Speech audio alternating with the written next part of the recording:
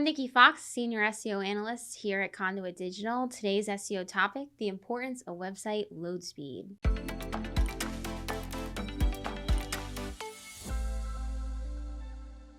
Long load times impact your site's visibility. Both search engines and human users cannot see all of the great content you have on your website in a timely manner. It also affects user experience, something Google prioritizes in its organic rankings.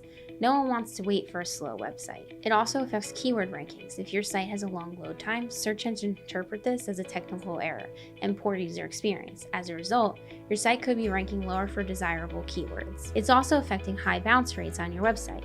The bounce rate refers to how long a visitor stays on your site before leaving.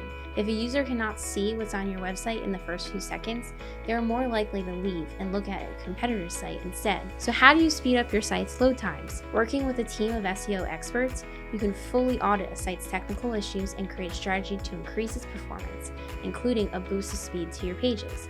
If your agency is looking to solve slow load times for your client's website, contact us today to learn more about how we can help you.